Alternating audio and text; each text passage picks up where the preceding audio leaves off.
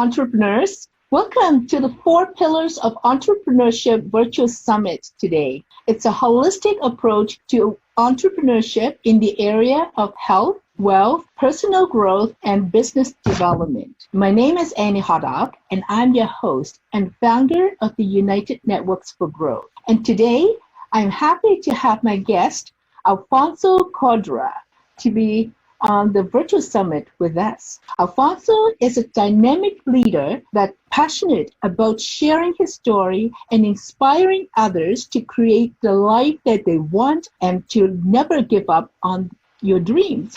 He truly is in the business of changing lives and has a special gift in his ability to connect with people and move them forward. Known as the ultimate entrepreneur, and he is president and CEO of the Cuadra group of companies, built several multi-million-dollar companies. And he has shared his story with thousands of audiences around the world.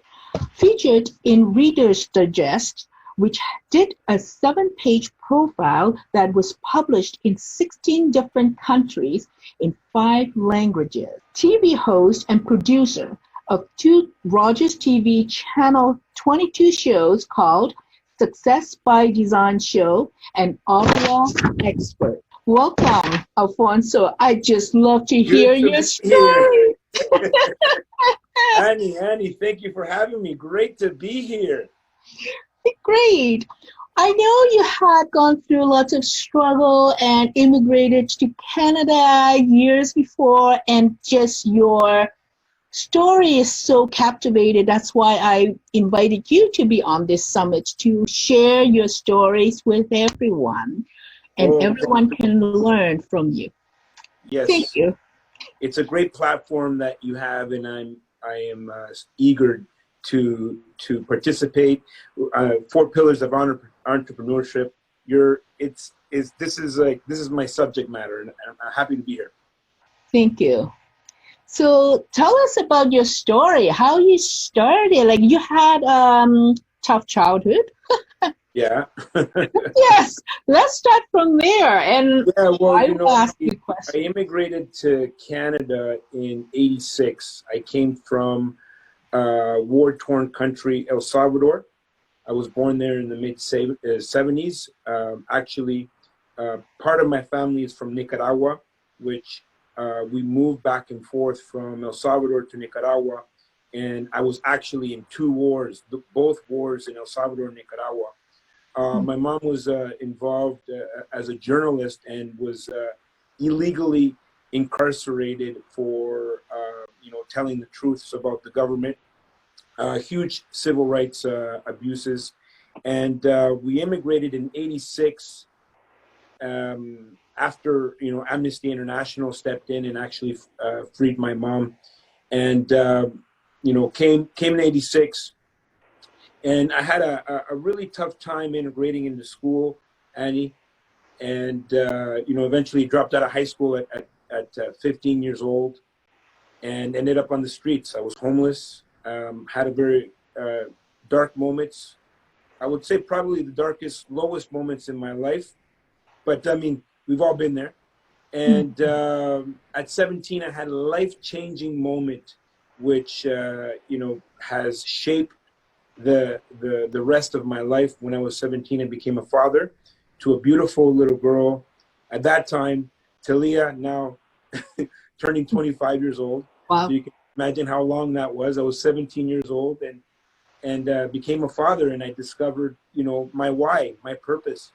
And that purpose was so powerful that at 17, I started a business.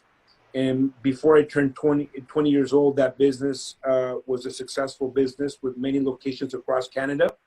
And I discovered that, being an entrepreneur was where I was supposed to be. And so, looking back in retrospect and seeing all the benefits and everything that entrepreneurship has done in my life, around 29, I decided that I wanted to give back. And so the why shifted and has transformed into you know, being in a position of service to people. I coach, I mentor, I invest in other people's companies, and I'm having the time of my life. I'm now turning 43 years old. I have two beautiful daughters, and yeah, it's all because of entrepreneurship. Do you think, what I heard your story about is the shift seems like it's from the birth of your child. Was Yes. that a turning point for you that you Yes. want to be building a life that you can support your child, your family? Right? Yeah, so for the most part, if you can imagine being 15 years old on the streets, you know, sleeping on park benches in the cold, sometimes, you know, sleeping in banks, right, to get out of the cold. For me, I was very angry and I had a lot of blame, you know, so everybody was responsible for my problems, right? I was angry at the war back home. I was angry at, you know, my teachers, my parents. My dad left when I was 2 years old. And so I had a lot of anger and a lot of blame. When my daughter was born, it was for the very first time in my life, I was able to look outside of myself and think about somebody else other than myself. And so, you know, that can happen instantly, right? And a child can do that, but, you know, it's more about discovering why you want something.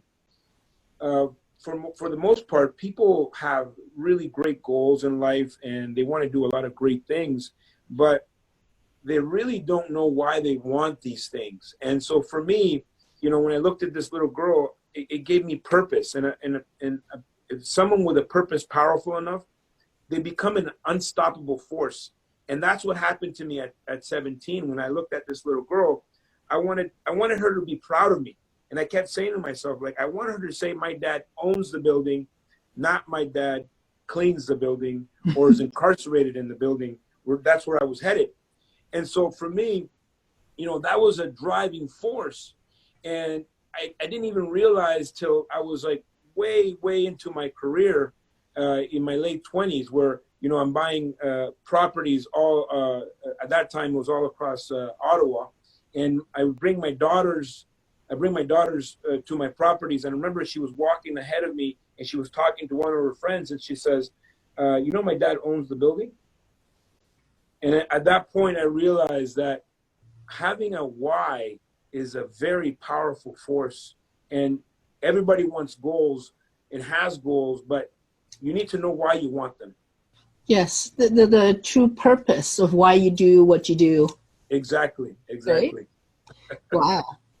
And then I know there's another transition you said when you were 29 and you start giving back to others. So it was a result of this article that you talked about in the intro. You know, this Reader's Digest article that went to 16 different countries, translated into 5 different languages. And the article was a 7-page profile, which I didn't even know it was going to be a profile. I thought it was going to be a little snip, you know, when they came and interviewed me, I thought it'd be something in the back of the magazine. But it was a 7-page profile layout with different pictures and whatnot. And as a result of that, I got letters. We used to get letters in the mail back then, but letters in the mail, emails, people connected to me on social media, and, you know, from all over the world saying that my story inspired them to, you know, do amazing things in their life. And so at that point, I realized, and that another shift happened in my life at that point, where it's not so much of what I wanted to accomplish in my life, but how I was going to use my life in order to inspire others to live theirs to the highest capacity. And so that was the shift, you know, when it's like, okay, actually I have a mission, and my mission is to use my story in a way that could inspire and could be a positive impact on my community, on my people, on, you know, on the world itself.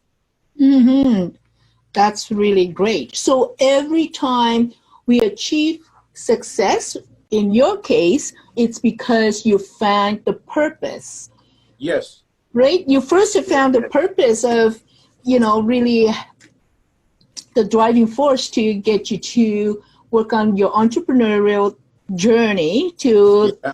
raise your family. And then the second shift was when you were 29, seeing the purpose of helping others through your stories. Yes. Yes. That's beautiful. And so that's like I've dedicated my life to service. I want to be in service. And what I discovered, there was a shift that happened at 29 where, I thought I was doing really well, but when I had that shift to servicing people, to providing, service in any one of my companies, those are core values. We want to be in a position of service.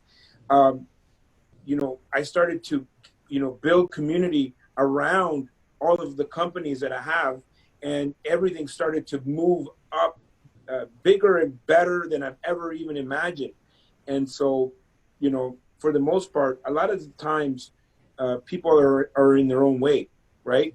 And so even though I did achieve a lot of success, at 29, I discovered that there was so much more. There was so much more. And the idea is bigger than me. Wow.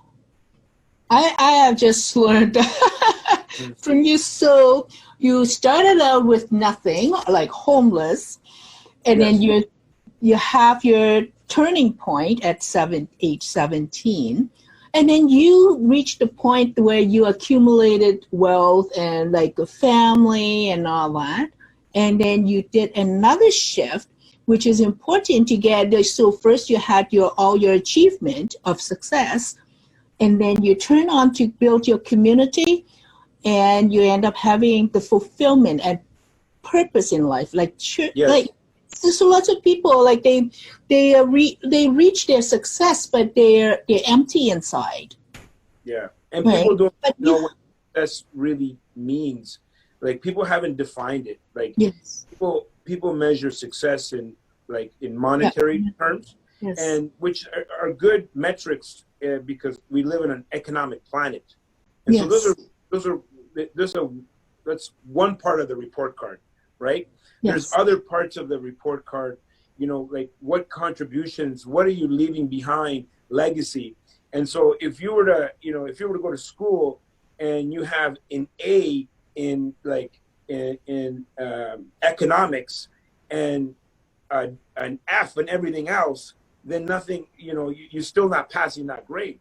And so that's the same thing. A lot of people measure it just in either in health or, they're very linear in the way they measure success. And so for me, I think believe in expansion, and it has to be a full expansion of everything in life, right? And it only happened to me when I realized that you need people, community, and the only way people are going to be with you is if you're in a position where you're serving them. That's the only way. yes. I think that's why we have such a like-minded what about entrepreneurship. That's why you're on the show. Because my goal of starting this United Networks for Growth just this year, 2020, it's because I've been building community locally for business serving entrepreneurs for 22 years. But I still find that I can serve even more people, and also through my journey, I learned from what I've been through is just focusing on business development is not enough for entrepreneurs. That's why it comes with that 4 pillars of entrepreneurship. It's about health and the wealth and personal growth. I think personal growth is so important that lots of time entrepreneurs just focusing on their business and forgot about their own health or personal growth. Growing. Yeah. Well, you need expansion in all the pillars of life, and so people forget that it's not just one aspect, that gives you that fulfillment, the overall fulfillment. Yes. And we have your video of, is that your book? Oh, yeah. Oh, sorry. So the problem with the Zoom here is that it's attached to my phone, and anytime someone calls here, let me see if I can put It shows on. I'm going to put it on airplane mode so it doesn't interrupt us again. Yeah, so it can't be one-sided, Annie. You know, like we want to make sure we look at a whole life, and this is part of, you know, what I teach in a lot of my workshops and my presentations. Is like, you know, you need to you know, follow all the categories of your life and just expand on everything. Everything you need to expand. And most people want to play small, right? Or they don't have confidence in certain areas. But you win nothing from playing small in life. You cannot expand and contract at the same time. You cannot conserve and build and grow. And so what happens is people get in their own way, and sometimes it's ego, could be other reasons, but you have to allow other people to contribute in your life.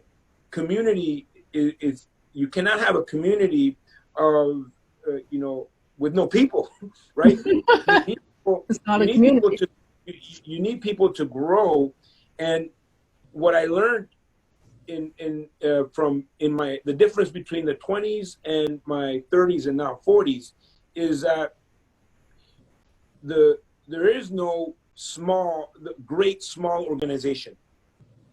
All great organizations are big, right? Because now you have allowed other people to contribute to it and to allow it to grow and service more and more people. You cannot service more and more people being a solopreneur, you know, automating everything and expecting, you know, to build this global company with like only 3 employees, right? And so that was the difference, you know, between, you know, what I was doing before, because before it was more about me, right? Even though I had great ambition in my 20s, but I was like, okay, I can't hire someone because I can't afford them. And I don't want to, you know, if I hire too many people, it's less money for me. It's less money for me. And so if it's all about me, then that's where it's going to stay. All entrepreneurs need to realize that, you know, you have great ideas, but if it's about you, it will stay and die with you. And the only way to get that idea out there is to build community, build their organizations, and forget about you. Ask yourself, what about them?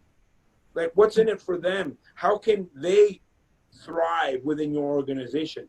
And so once you get out of your own way, what happens is everything starts to push upwards and it starts to build, and it becomes really fun at that point.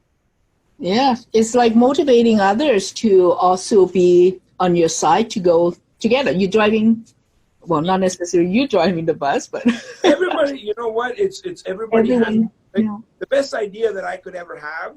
It's not even the best idea, right? It's only when you can put an idea and people can discuss and contribute to the idea where it really becomes a really great idea. But not only that, you have ownership and commitment from everybody sitting on that table. Humans don't love to change unless they're part of that change, right? A company needs to evolve and grow and expand. But for human beings, we this is why, like, there's huge industries built on change management, right? Because when a company decides to pivot and change, there's resistance from all the employees. The reason there's resistance is because they had no part of that change, right? It was only the high-level executives that got into a little room and decided that they're going to change everything, and now they need to hire all these consultants to help them with change management. But if you get people involved in the change, there is no more resistance. There's going to be commitment because they have ownership and they can grow with the organization. For entrepreneurs, like for me, I've been an entrepreneur for 30 years, but like it's not like we're not using other people's service, just they're not full-time employees. What is the difference when you see, they're, because I work in corporate world before, I just find that there is like time that there might not be anything to work because you are only hired to do that specific job. I think that's kind of a waste of time, but what about that sharing of time? Say for a marketing person, for my company, I only use certain number of hours of their time, right? So in a sense, you're still having a lot of different, getting lots of business support from other people. Do you think that people have to be a full-time employee in order to commit to your project, or you can, like an entrepreneurs can still grow a business and organization by using all their connections and help them in different area, and that's more, to me, seems more cost effective? Well, there's different ways of growing, Annie. So there's okay. So you're at the starting point, like a startup, right? And so startup, there's great opportunities for you to have buy-in from people because the idea is a baby, right? And so essentially what happens is, people say, well, I want to, if I keep all to myself, then, when this grows, I'm going to have 100% of it, right? The problem is, 100% of nothing is still nothing. Right. Right. And so I'd rather collaborate with people, right? Get, whatever you're missing in your life, you can get it from somebody else, right? OPM, other people's money. OPT, other people's time. OPC, other people's credit. OPS, other people's systems, right? So I want to tap into the resources of what's around me. Now, it's true what you're saying. Like, there is an opportunity to outsource some of the items, but if the people are not working together in building, there's no energy, there's no synergy that happens, right? Mm-hmm. And so this is the biggest problem that I think is facing entrepreneurs, the idea of outsourcing. What happens when you outsource? Yeah, you make a couple of million, but a couple of million is not going to change or do anything, right? You can make a living. I'm not here to make a living. I want to create a global organization that can impact millions of lives around the world. And so the only way you can do that is when people come together, whether they're partnerships, whether they're subcontracts, they're self-employed, whatever it is. I need to bring the people and work together. And this is what happens. Like, people get stuck in this solopreneur where you get results, like you can sell an item on Shopify and all. I mean, you'll get results, but unless you start bringing in people, you're not going to be able to grow. But of course, you need to be sensible and smart about the people that you bring in. People that you bring in should bring in revenue, right? It's not about, like bringing in people to push papers, right? I don't believe in the paper pushers. Things like, whatever I can outsource, I will. But I also am going to have a core of people working with me to build the companies. Mm-hmm. Yes, very good point. So how can our audience, entrepreneurs, get in touch with you? Yeah, so you can just Google me and you'll see, I'm on YouTube. You can find me on YouTube. I have, 600 videos on YouTube and social media, Facebook, Instagram, Snapchat, TikTok. I am everywhere. And we did talk about an offer that I was going to give to your audience. And so they can simply, for that offer, it's a 20-minute discovery call. If you are interested in real estate, business, building business, I do a lot of mentoring and coaching for all the realms that I've been successful in. And so if you want to have a 20-minute discovery call, absolutely free, no obligation to do anything. Email info@alfonsocuadra.com, info@alfonsocuadra.com. And on the title of your email, it should read 4 Pillars of Entrepreneurship, free gift. And that was just something that I wanted to offer your audience. Thank you so much. Yep, I guess you have inspired so many people around the world, and I hope the audience will go on to YouTube and then search for and listen to your video, and that's how I found you. Yeah. Well, I've been very vocal. Any opportunity that I get to be in front of an audience, I will take that opportunity. Mm-hmm. I've spoken all across the world, on stages, online, on television, on TikTok, wherever platform there is that I can share that message and just, plant a seed in someone that says, you know what, I could be bigger. I could grow this. I mean, there's a reason why, we're all here. It's not to be small, it's to be great. It's to grow, to create. And so I challenge everybody to stretch your goals more than you've ever thought you could. And so what makes a good goal? It's something that excites you and scares you at the same time, right? And so what happens is, it's not the fact that people don't have goals, because I think a lot of people have goals. The problem is their goals are too small. That's the problem. Everybody's reaching for what they think they're capable of. And as you know, Annie, we are living way beneath our potential, all of us as humans. Mm-hmm. And so imagine if we can all live at our full potential, what would happen on Earth? It would be like a renaissance on Earth. And so I'm going to, challenge your audience to reach a little bit further than what they thought they could do.